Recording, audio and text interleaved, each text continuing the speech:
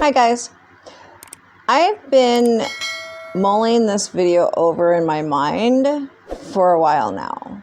A lot of people have asked for, not a lot, but some people have asked for my conversion story.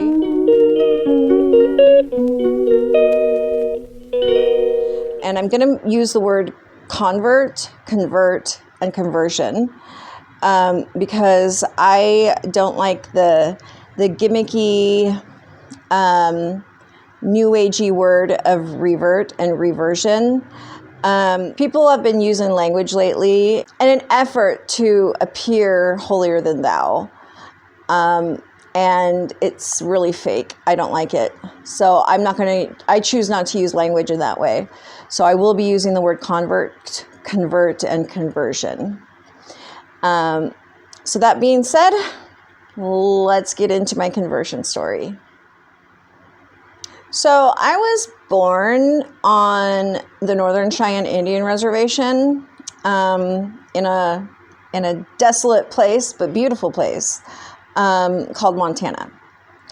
And I was born to a full-blood Cheyenne father who was a medicine man, as his father was before him, and his father was before him. Medicine man does not mean that he was a doctor. They worked in medicine, and medicine in Native American terms is like energy. So they used energy to make people better, like to cure sickness and depression, and generally to make a situation better. Now I know what that is now. Obviously they were using, different powers they probably shouldn't have been, meaning like jinn and stuff. But growing up, that was what was normal, for my people. It was normal for us to understand about it. Now, in our tribe, women could not do this. And actually, women and girls were kept away from using any kind of medicine powers. Where we were not even allowed to drum, like a drum. So we were not even allowed to drum because women are so powerful in our ability to give life that we could actually, we could actually kill someone, kill a man. Men are weaker in the spiritual realm, and women are stronger in the spiritual realm, and men are stronger in the physical realm, and women are weaker in the physical realm. So that was our belief system. Now this was different. This differs to what my mother believed. My mother, God bless her soul, was a little confused. She felt like she was a Christian. Then she became Jehovah's Witness. This is when I was very, very young. And so she wanted me to be a Jehovah's Witness for a little while. I remember that. And then when my parents divorced, she decided to become a Christian again, a non-denominational Christian, because that's what her new husband was. So she floated around a lot. So the only thing that was constant for me was that I knew that God existed, and I knew that spirits existed.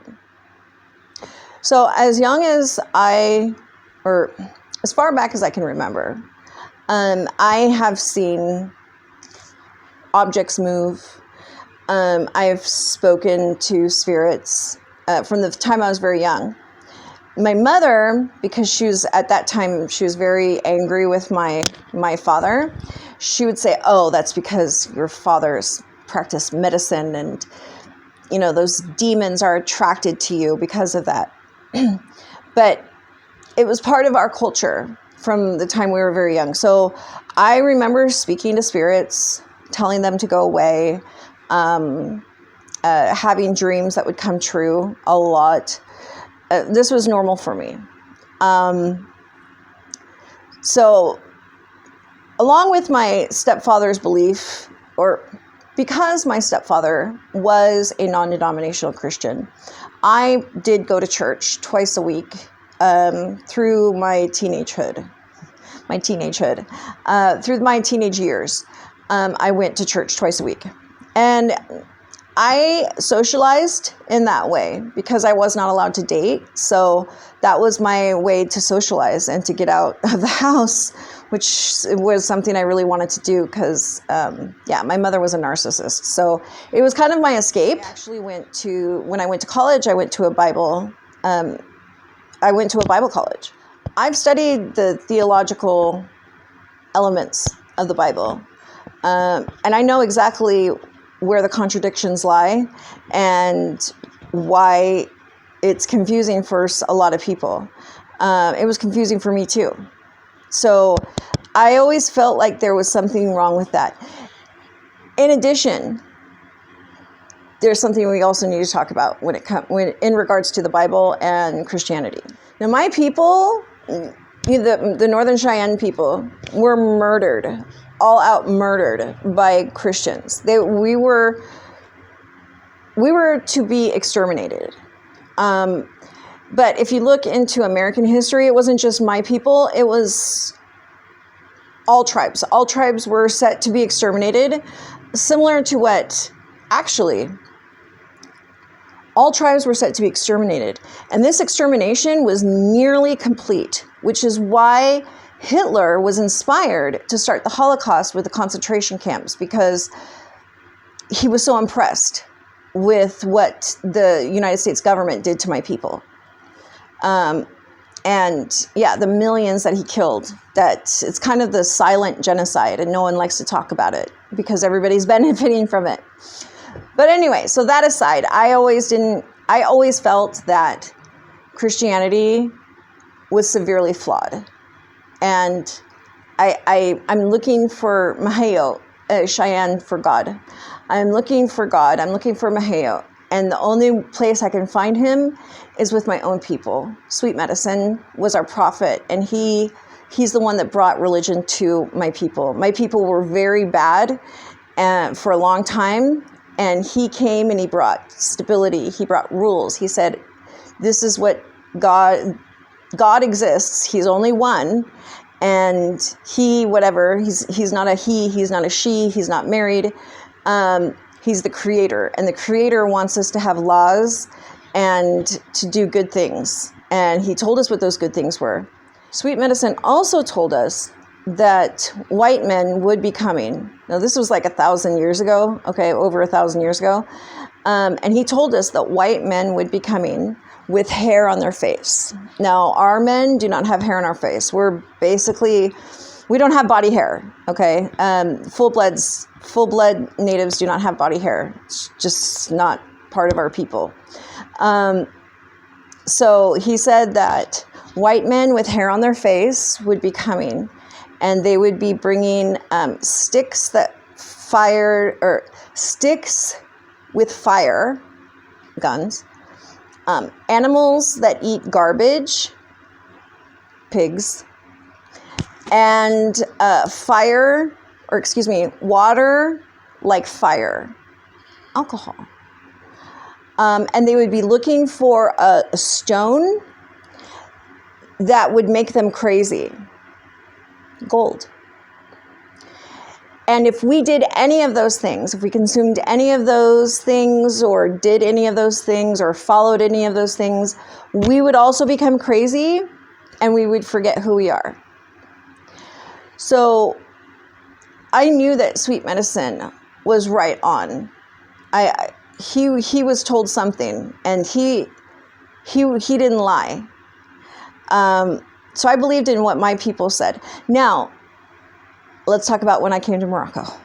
Now, I came to Morocco on this, on a whim. Really, it was a whim. I wasn't really planning on coming here. But when I did, I met this family. And this family, they were so open and nice. See, in America, no matter what Americans tell you, we were taught since 9/11 to hate Muslims, to hate them. We were told all sorts of terrible things I don't want to repeat. And we would tell each other them. We would even say, you know, that red hat, the fez that Muslim men sometimes wear. We would say that they dipped that in the blood of Christians. That's why it was red. Yeah, isn't that crazy? Anyways, we told each other all sorts of things like that. And I believed him, okay, because I've been told this since I was a baby. So when I came to Morocco, I had my own preset ideas. But then I met this family, and they welcomed me into their home. They began to explain to me, actually, in a very relaxed way, okay? They weren't like shoving it down my throat the way Christians do. In a very relaxed way, we were having a theological discussion, okay, about the Quran and about the Bible. And I was shocked. I was shocked at everything that I learned scientifically, how accurate the Quran is. I mean, it just blew me away. And I thought, well, yeah, doesn't the Bible changes like with every translation? You get one translation, it says this, another translation says this, and you have to trust your heart. They looked at me like I was crazy. Like, what? No, it should say one thing and it should mean one thing. And even like the covering, you know, the modest dressing of Muslim women, Cheyennes also we would cover. I kind of think that it was possible maybe that some like Islamic explorer, you know, maybe 1,500 years ago, well, not 1,500 years ago, maybe like 1,000 years ago, maybe he came to America and, you know, I don't know, told us about some, I don't know, because sweet medicine was right on the money with almost everything that Prophet Muhammad taught us through the Quran. So, yeah, so it was very easy for me to convert. Like, I felt like I was coming home. It felt like literally like I was coming home. Like, yeah. So like even among my own people, like we're not supposed to drink alcohol. Like if someone's very traditional and someone sees them out drinking, they'll say, hey, you come from a traditional family. You shouldn't be doing that. Like, it's almost exactly like, you know, for Islamic families. Yeah, it's mind-blowing. So, yeah, I just wanted to share with you guys about my conversion. And it's not like everybody else's conversion story, but it's unique because I think I'm the only Cheyenne convert. I've never met another Northern Cheyenne or Cheyenne, Southern Cheyenne, any kind of Cheyenne convert before. So anyways, thanks for letting me share this with you guys. See you later. Bye.